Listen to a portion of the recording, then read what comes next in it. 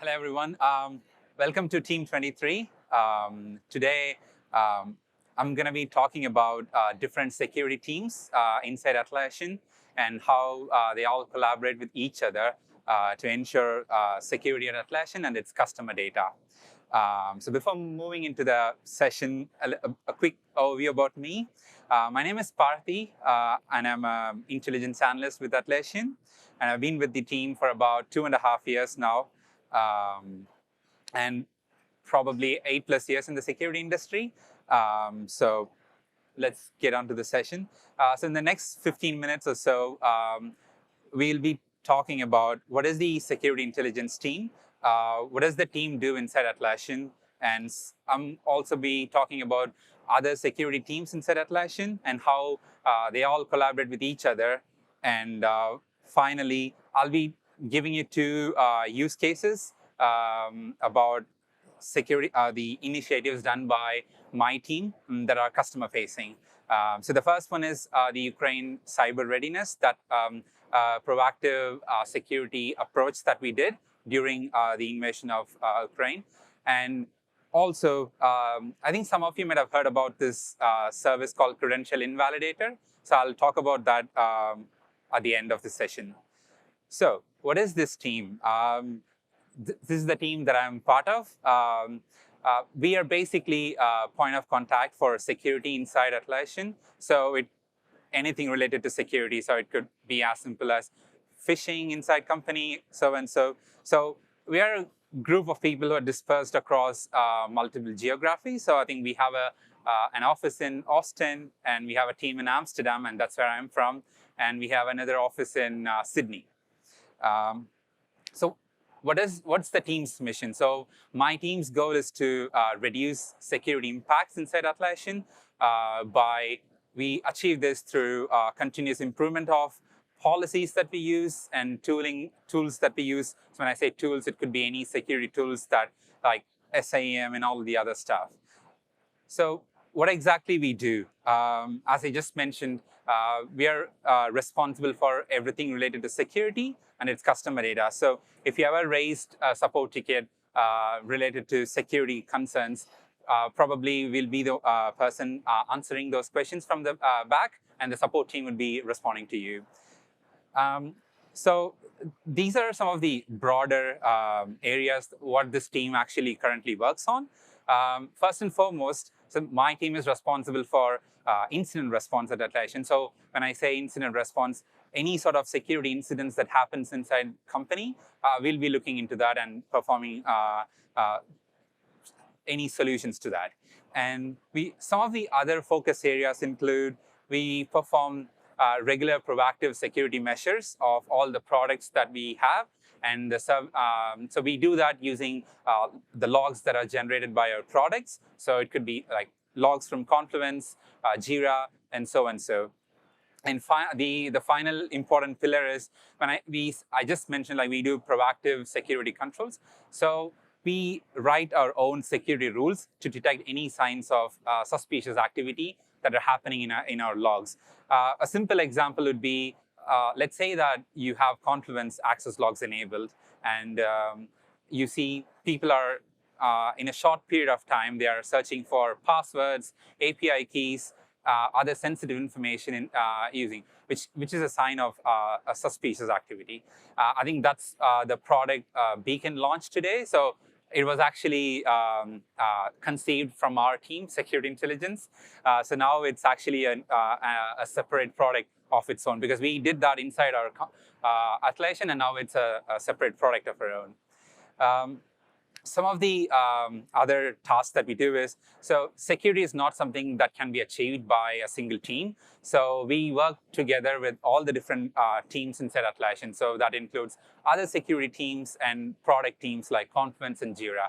An example would be that I mentioned, we collaborate with our support teams. So if at all any of our customers raised a security concern saying, hey, we noticed something suspicious in some of our login attempts, and if you ever raise this support ticket, we'll be the one investigating that behavior and trying to see what exactly happened, and then we'll be giving the solutions to that.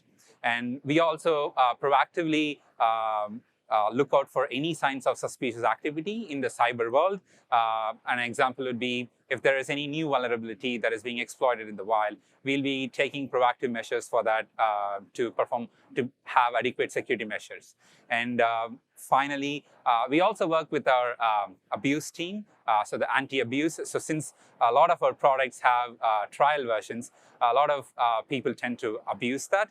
An example would be, so Bitbucket has a feature called static pages. So anyone can sign up for a free Bitbucket account, and then they can spin up a phishing page. So that's a simple example. So this team proactively looks out for that, and then we take them down. And then it's not just taking them down like a whack-a-mole. So my team collaborates with the anti-abuse team to try to find other similar pages that are spun up by the attacker. So we have our own set of investigative procedures for that. So we collaborate with them.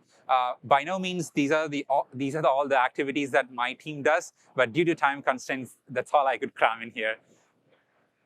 So what are the other security teams inside Atlassian? So at the center, we have the security intelligence team, and we also have a team called STCP, so Security Development Culture and Practices. So so this team provides guidelines to our developers from different product teams to have secure development practices. So what does this mean? So rather than fixing vulnerabilities once the product been published, so if we build a product with secure fundamentals, so we don't need to spend a lot of time fixing vulnerabilities at the end of the life cycle.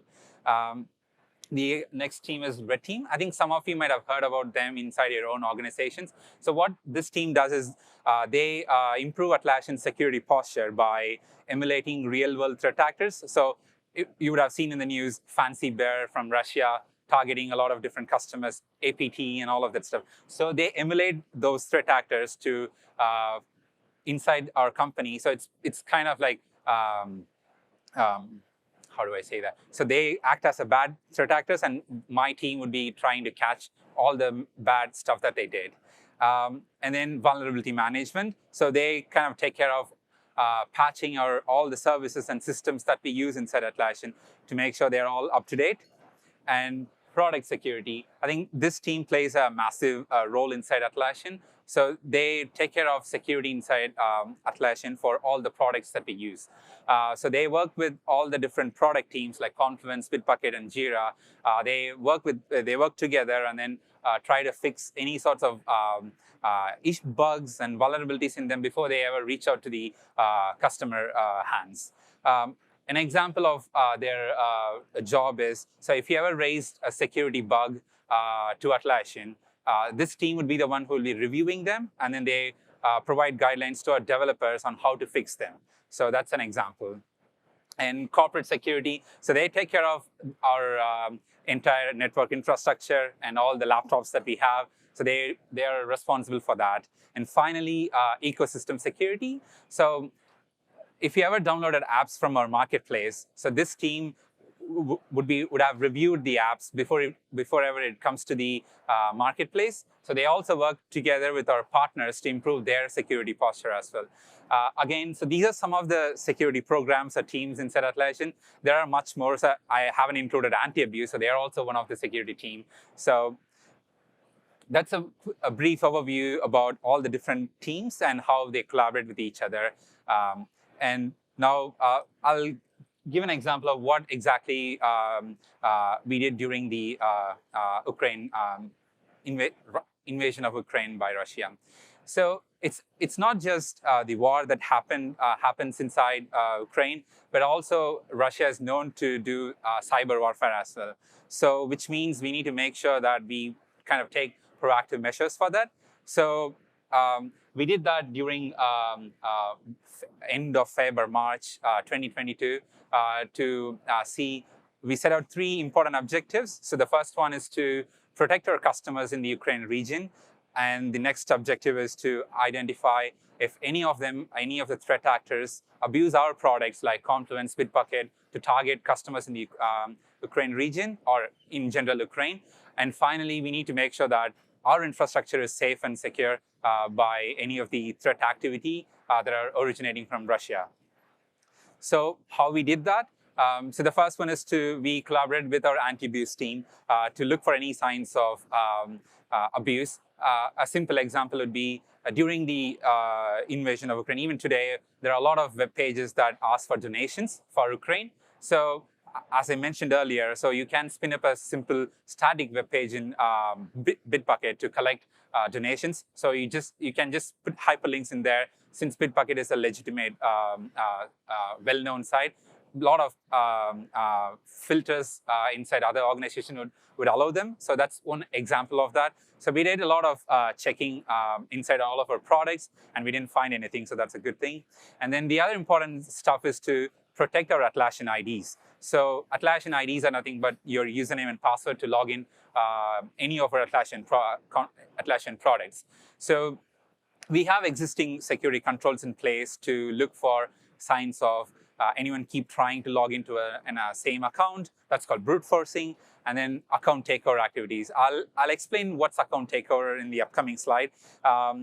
We introduced a little bit of extra security controls. We also revisited some of our logs to look for signs of abuse, and we didn't find anything. And finally, we kind of like protecting our own infrastructure. So we revisited our existing security controls, like all the rules that I earlier mentioned, and then we also use third-party threat intelligence to add extra security controls inside our organizations. And in conclusion, we didn't find any suspicious activities originating in Russia, or all of our customers, not just Ukrainian customers, but all of them are safe. So nothing bad in that case. And finally, credential invalidator. So this is the reason why it's here is because this is a service that was created by one of my colleagues called Niels Heymans in collaboration with our identity team. So the identity team is responsible for all of the Atlassian IDs. So what exactly this service does? So basically, this service revokes valid username and passwords and session cookies that are found in third-party breaches. So I'll explain what exactly is that. So let's say if you've been browsing Confluence or Jira in your personal laptop, and let's assume that it's been infected by a malware or Trojan, then in that case, then your username and password or session cookies, not just Atlassian IDs, all of the username and password would have been stolen by bad people. So then in turn, they can use that valid username and password to log into your own Confluence site to access sensitive information. So this behavior is called account takeover. So to combat this, we collaborated with our identity team. So to get these username and passwords, we also collaborated with a third-party intelligence provider. So they give us all the valid username and passwords and cookies that are found in dark web or any other forums, any other cyber forums. So then we programmatically check these credentials, whether they're valid or invalid. Let's say if it's valid, we automatically perform a password reset. So we reduce the impact of password exposure. And we send an automatic email to our customer saying, hey, it appears that your passwords have been exposed in one of the breaches. So we did a password reset. So kindly have set up a new password. So since the introduction of the service in July 2021, we prevented about 200,000 plus account takeovers. That's a lot of valid username and password in the public.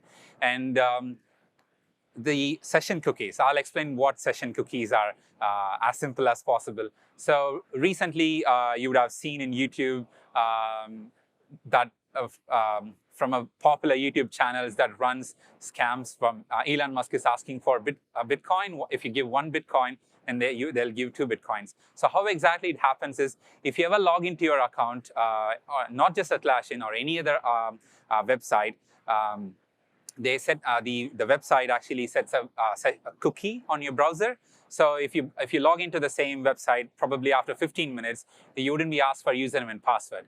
So if your laptop has been infected, then the bad people can take these to their computer, and they can just put this cookie on their browser. They can easily log in. So it kind of bypasses the two-factor authentications that you have. It also bypasses, you don't even need to enter username and password. So we added this functionality to our credential invalidator this January 2023 to invalidate session cookies that are found in breaches. So now we also combat this valid session cookies in the public. So since the introduction of this service, we also invalidated more than 25,000 plus cookies. So that's an added security to Atlassian IDs out there. And before moving on to the next slide, I would like to emphasize that please enable two-factor authentication on not just Atlassian IDs, on any other service that you use. It reduces the impact greatly. And finally, if you ever have any security issues in our products, please reach out to us, and we are always here to help you. You can reach out to us by creating a support ticket or the email that's security@Atlassian, or even via TAMS. Thank you.